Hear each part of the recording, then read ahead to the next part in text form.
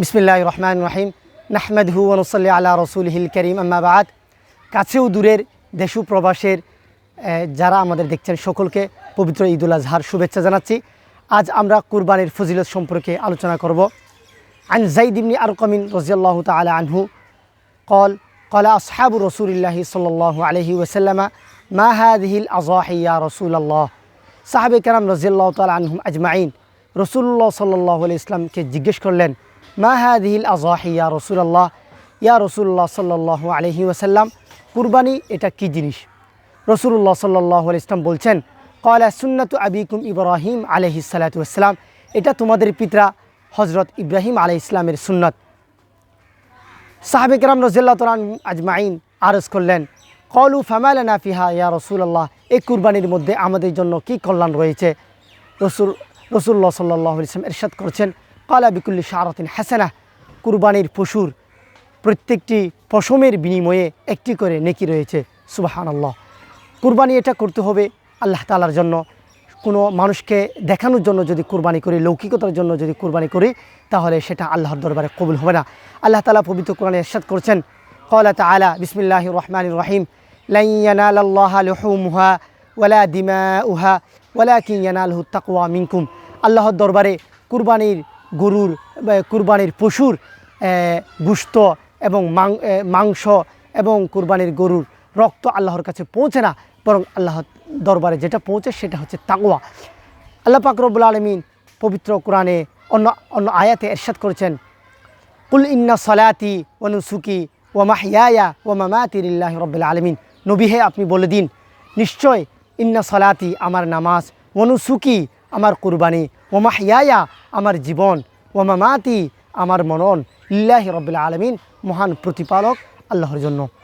আল্লাহ তাআলা আল্লাহর রাসূল সাল্লাল্লাহু আলাইহি ওয়াসাল্লামকে উদ্দেশ্য করে বলছেন, ফাসল্লি লিরাব্বিকা ওয়ানহার, নবী হে, আপনি আপনার প্রতিপালকের উদ্দেশ্যে কুরবানি করুন, নামাজ আদায় করুন এবং কুরবানি করুন। অন্য আয়াতে ইরশাদ হচ্ছে, ওয়াল বুদনা জাআলনাহা লাকুম মিন শাআইরিল্লাহ, এই কুরবানির পশু এটি আমার পক্ষ থেকে তোমাদের জন্য একটি নিদর্শন স্বরূপ।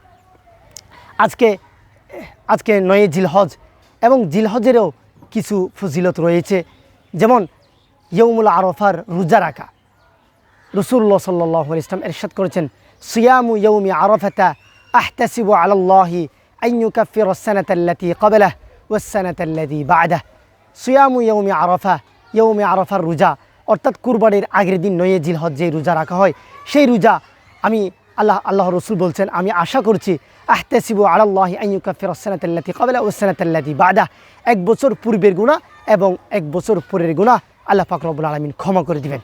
এবং এই 9 জিলহজ থেকে আরও একটি গুরুত্বপূর্ণ আমল রয়েছে, আর সেটি হচ্ছে 9 জিলহজ ফজর নামাজের পর থেকে নিয়ে 13 জিলহজ আসর পর্যন্ত আইয়ামে তাশরিকের মধ্যে তাকবীরে তাশরিক পাঠ করা, আল্লাহু আকবার আল্লাহু আকবার লা ইলাহা ইল্লাল্লাহু ওয়াল্লাহু আকবার আল্লাহু আকবার ওয়ালিল্লাহিল হামদ। এবং এইটি কুরবানির পশুর শিং এবং লুম এগুলো আল্লাহর দরবারে উপস্থিত করা হবে।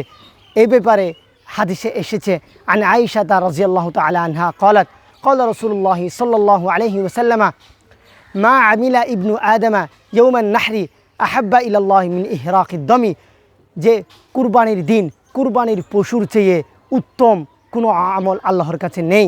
ওয়া ইন্নাহু লা ইয়াতি ইয়াওমাল কিয়ামাতি বিকুরুনিহা ওয়া আশআরিহা ওয়া আযলাফিহা, এবং কিয়ামতের দিন কুরবানির পশুর শিং এবং লুম এবং খুর আল্লাহর দরবারে উপস্থিত করা হবে। ওয়া ইন্নাদ দামা লা ইয়াকাউ মিনাল্লাহি বিমাকানিন ক্বাবলা আন ইয়াকা বিল আরদি ফাতিবু বিহা নাফসা, এবং কুরবানির পশুর যে রক্ত জমিনে পড়ার পূর্বেই এটি আল্লাহর দরবারে কবুল হয়ে যায়। ফাতিবু বিহা নাফসা, সুতরাং তোমরা নিশ্চিন্ত মনে কুরবানি করো। আল্লাহ পাক রব্বুল আলামিন আমাদেরকে সকলকে কুরবানির হক অনুযায়ী কুরবানি আদায় করার তৌফিক দান করুক, এবং কোনো ধরনের লৌকিকতা ব্যতীত, মানুষকে দেখানোর ব্যতীত, শুধুমাত্র যেন আমরা আল্লাহর জন্য ইখলাসের সহিত যেন কুরবানি করতে পারি। আল্লাহ পাক রব্বুল আলামিন আমাদেরকে সেই তৌফিক দান করুক। আসসালামু আলাইকুম ওয়া রাহমাতুল্লাহি ওয়া বারাকাতুহু।